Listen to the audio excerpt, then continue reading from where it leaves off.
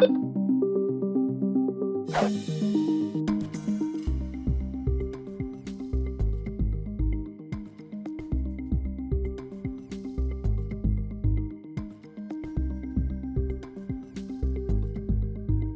now, from the CFTK-TV studios, this is Open Connection with your host, Robert Pictou.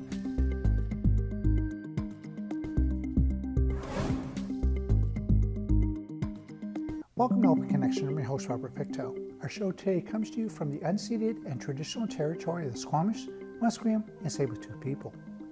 Last November, the province announced it was making changes to help keep British Columbians safe, launching new Safer Communities Action Plan with immediate steps that will strengthen enforcement to keep those who commit repeat violent offenses off our streets and strengthen services to build safe, healthy communities for everyone. We begin today's Open Connection with Premier E.B. answering some questions.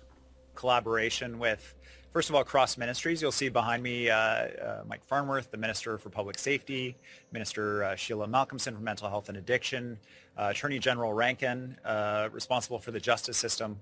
And so within government, across departments, looking for opportunities where we can work together.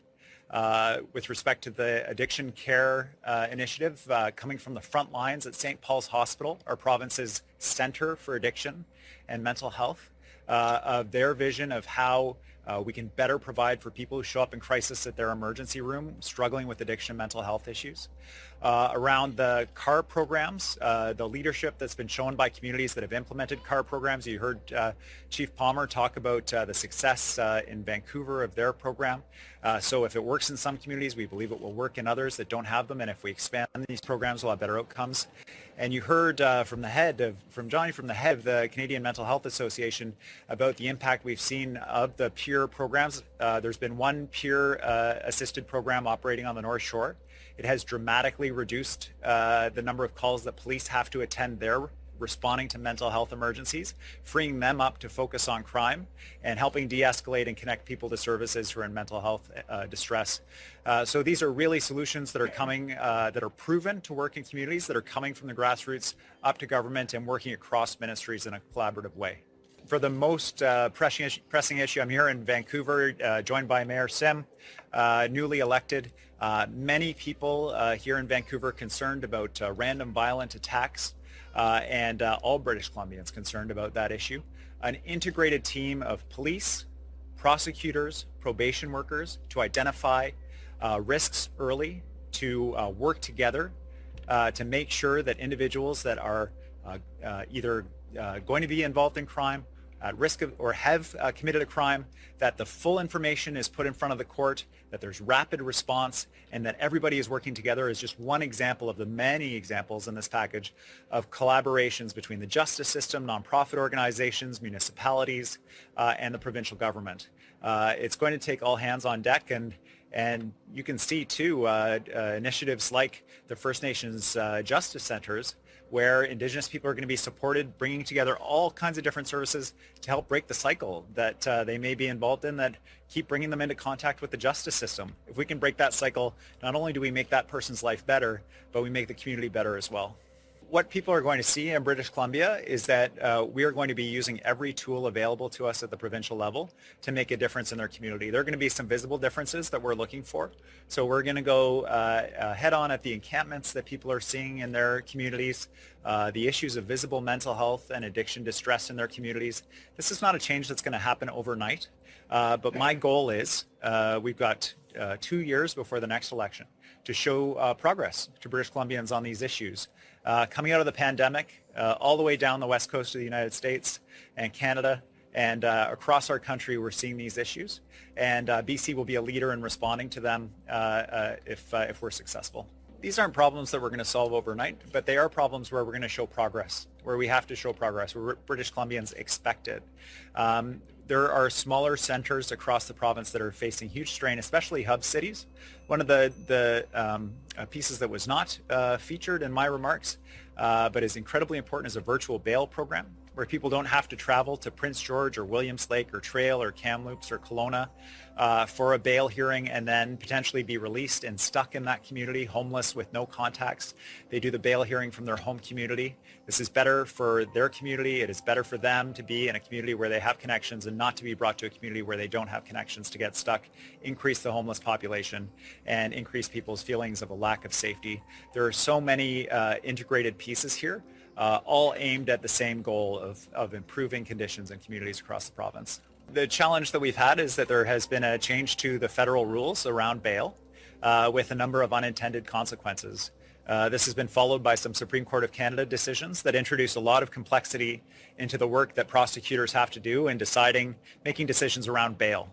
The direction that was given by Attorney General Rankin to the prosecutors was to, within the federal rules, to make it absolutely clear to prosecutors, but also to all British Columbians, that we will work to the full extent within the federal law to make sure that violent offenders are not released waiting for their trial, to make sure that those violent offenders are kept off the street.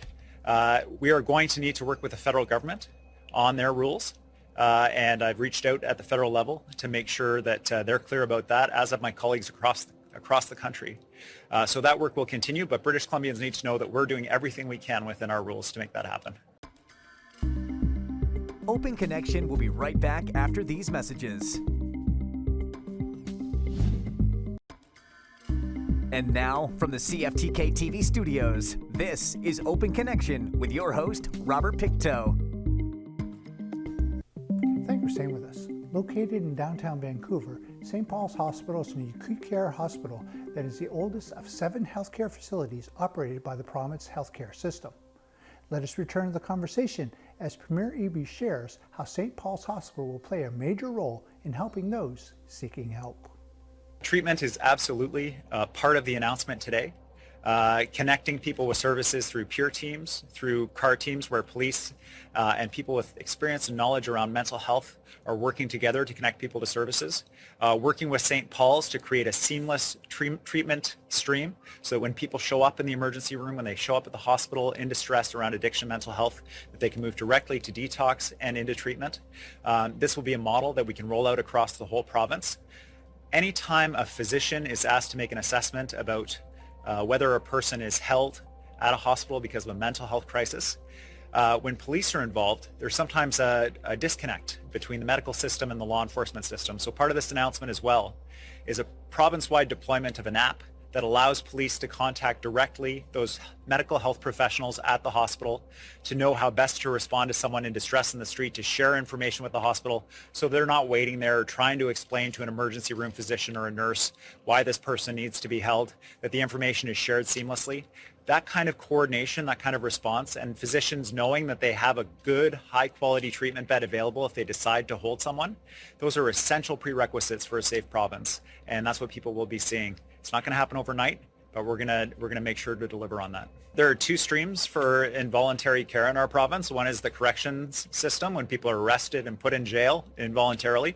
This is an opportunity for us to get in there, identify people, provide services, provide medical support, so that when they're released, they're actually in better shape than when they went in. That's not currently the case.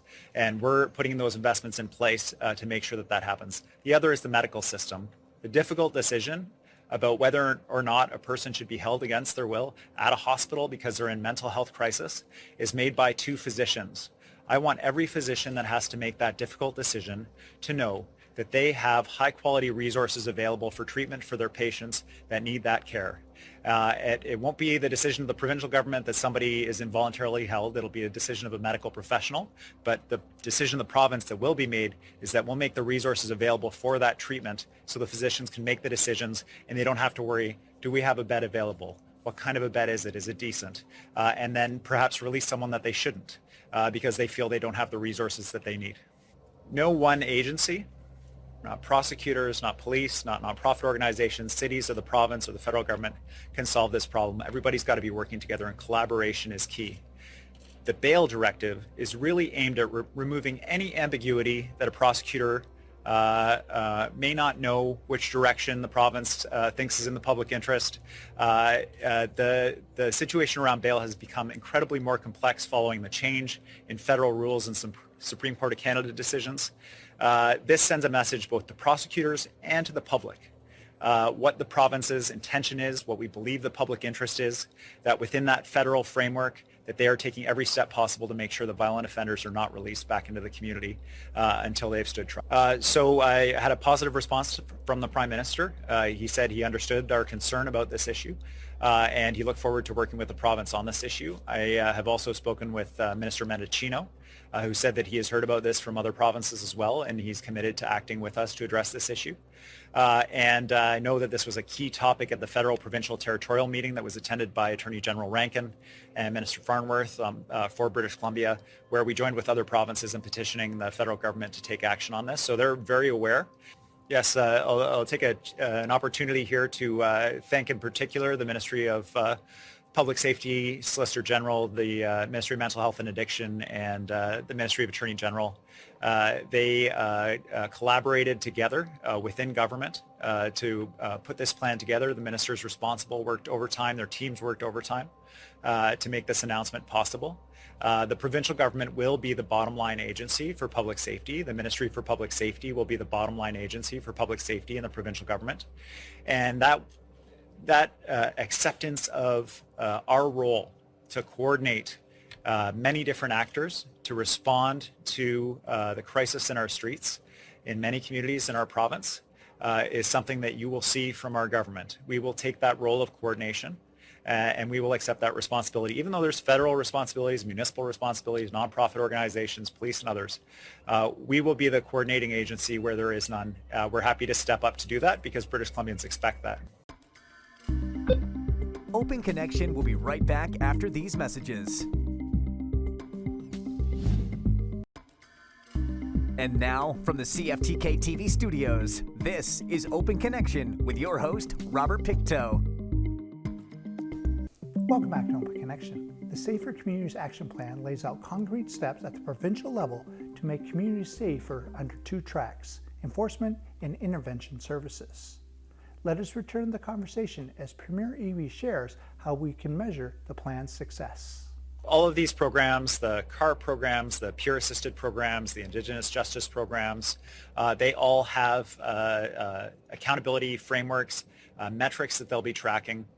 For me, the big mechanism or the big indicator that we're headed in the right direction is when British Columbians look at their downtowns, when they travel into town to do some shopping or whatever, that they feel safer in their communities. When they look around and they see someone in distress, that person gets the support that they need. And I know police will track the crime statistics, and we're going to track all those numbers, but that feeling is what I'm looking for from British Columbians, that we're headed in the right direction. So when this issue was brought to my attention by the urban mayors, I asked them to go back to their communities and work with police and identify what they saw. What problems were there in their communities? What did we need to go after? They compiled that information. And it was profoundly troubling to me and to Premier Horgan and to our whole government what police were seeing in their communities, what the urban mayors were seeing in their communities. We retained two experts, former Chief of Police, Doug Lepard, Amanda Butler, an expert in mental health and addiction, to identify patterns. Where were the gaps? What were we missing? Why was this happening? And they provided an exhaustive report to us with recommendations that are reflected in today's announcements. And in fact, in their report, supported the provincial government's urgent response to this issue and the seriousness with which we take it. I made a commitment during the leadership campaign. I've been on the road for almost 6 months, traveling the province, talking to British Columbians, and I heard from them their concerns about street disorder, about the feelings of concern that people with serious mental health and addictions were suffering in the streets, and they were worried about the safety of those people, but also they didn't feel safe in their own downtowns. And so I committed to them that this would be one of my key priorities. I was sworn in on Friday. Today is Sunday, and I told you that I'd hit the ground running. We are working hard. I want to thank all of the teams within the provincial government that pulled this together, many pieces of work to be able to make this announcement today, and thank our nonprofit partners, the First Nations Justice Council, and police for their support in pulling this together as well. Attorney General Rankin and certainly I fully understand that we cannot use a directive to prosecutors to invalidate federal law. Prosecutors have to work within the federal criminal code. Although that is absolutely the case, we can also be clear to prosecutors and by extension to the public of what our expectation is. The Lepard-Butler report, when it arrived on Minister Rankin's desk, he took that, he started work with the prosecutors.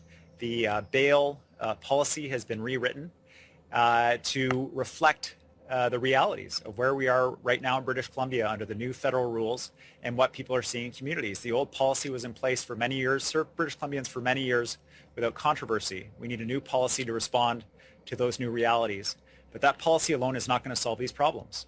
Coordination between prosecutors, police, probation officers, nonprofit service providers, healthcare workers, this is what's going to provide safer communities. I think that for many British Columbians, it's very frustrating to hear police say, this individual is known to police. We have reason to believe this individual is involved in organized crime. They're driving around luxury SUVs with secret compartments where they hide weapons. They live in fancy homes. They have fancy jewelry and luxury goods with no apparent source of income. And when we look at that situation, coupled with the report, the public inquiry into money laundering that says that we have a multi-billion-dollar problem with money laundering in our province, action needs to be taken. And it is absolutely a fact that this proposal is a departure from existing civil forfeiture rules in British Columbia and in Canada. BC will be the first to introduce this type of regime in the spring session coming up. But British Columbians expect us to do a couple of things. One is to make sure this is a province where if you work hard and you follow the rules, that the government is in your corner. And the second is that we don't want our kids to be attracted to a criminal lifestyle by people with fancy cars, fancy clothes, fancy homes, that are earning their money on the misery of people who are suffering in our streets. And so that will be a shift. And I have no doubt that this will be challenged in court because it is new. But I believe we will be successful, and we need to address these issues for British Columbians. I'm the Premier of British Columbia, and in British Columbia, under my leadership, this is not a place where organized crime is welcome, where money laundering is tolerated, where people flaunt luxury goods earned through the misery, exploiting the misery of people in our streets. And that is a very clear message that I want to send to all hardworking British Columbians who feel that those who break the rules get ahead while they work hard. That is not going to be the case under this government. The bail policy that was amended through this direction, the original policy was in place for many years for British Columbians for a long time across multiple governments. But the situation has changed. The federal government has changed the rules around bail. The Supreme Court of Canada has weighed in with decisions that make the job of prosecutors more complex and more difficult, and has caused an increasing erosion of the public's confidence in the court system and the prosecution system. It is important that people understand that we have made it clear to prosecutors that they are to work within the full extent of the federal law to make sure that British Columbians are protected. It's my firm belief that prosecutors always work to that standard, but the direction will make it absolutely clear with no ambiguity, and it will communicate to British Columbians that what the position of the government is on this important issue. And that direction is not in itself going to address this. Making sure that prosecutors are working with police, making sure that prosecutors are working with probation officers in a coordinated way so that courts have the information they need to make decisions to protect the public is absolutely essential, and that coordination is core to this announcement today. There are a number of pieces of today's announcement that began to build the foundation for an emphasis on intervention and treatment for people who are in our criminal justice system. Government already laid some of the foundation with supports for people leaving custody to make sure that they're connected to services to minimize the risk of reoffending. In today's announcement, connections for police, directly to healthcare workers at hospital to make it easier to intervene and get someone in mental health crisis off of the streets. A key part of today's announcement. Supports for police to have a mental health worker in the car with them for those difficult calls that they face. Part of today's announcement. Peer workers, identifying people in distress, getting them into treatment and supports, a key part of this announcement. Working with Providence, St. Paul's Hospital to design a seamless treatment system where people show up in crisis in the emergency room, get into drug treatment and mental health treatment directly from the emergency room, not having to wait, not having to go somewhere else. A key part of today's announcement. This is a foundation for what you will see going forward. These two tracks, support for enforcement, protecting British Columbians, and support for intervention, recognizing what is driving British Columbians' feelings of unease and lack of safety in their communities, namely mental health and addiction challenges. Simply because we understand and we're compassionate about addiction and mental health issues doesn't mean we need to tolerate violent crime in our communities. And so there will be these twin tracks that you'll see, both treatment and enforcement in our response to this challenge. When someone is interacting with police, if they have committed a crime, they're taken to custody by that police officer, or they're taken to hospital if they're in crisis. Both of those tracks, this announcement is about increasing resources and support for that individual in that moment. And both of those are compelled things that happen to them. They're taken to hospital against their will. They're taken to jail against their will. And these are opportunities for us to intervene. And Fran, I can't emphasize this enough. This is an announcement 2 days after my swearing in, showing the direction that we're going to go. This is not all that we're doing over the next 2 years. This is the beginning of the work that we are going to do under my leadership on the issue of public safety. And I'm excited to announce more and to do more with police, with mental health service providers, with emergency care providers in our hospitals across the province, with nonprofit organizations, with Indigenous people to address these really serious issues. Open Connection will be right back after these messages. And now, from the CFTK-TV studios, this is Open Connection with your host, Robert Pictou. According to the National Oceanic and Atmospheric Administration website, atmospheric rivers are relatively long, narrow regions in the atmosphere, like rivers in the sky, that transport most of the water vapor outside the tropics. In this final segment of Open Connection, we look back at the impact it had on the province last year. What I remember most from last year when the floods hit was when we woke up that morning and saw 5 feet of water surrounding our facilities. It was shocking. It was really shocking.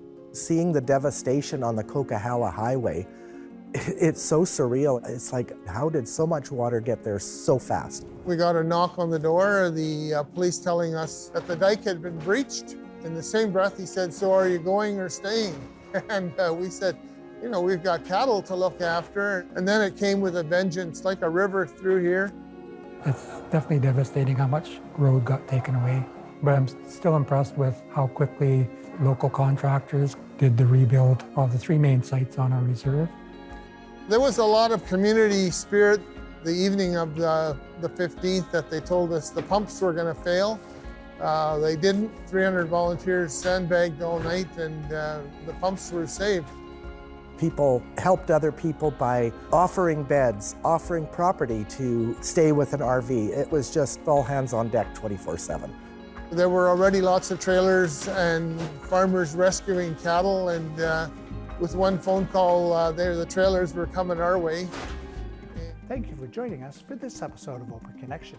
The greatest distance in the existence of man is not from here to there, but the connection from his mind and heart. If we can conquer that distance, we can soar like an eagle and realize our immensity within.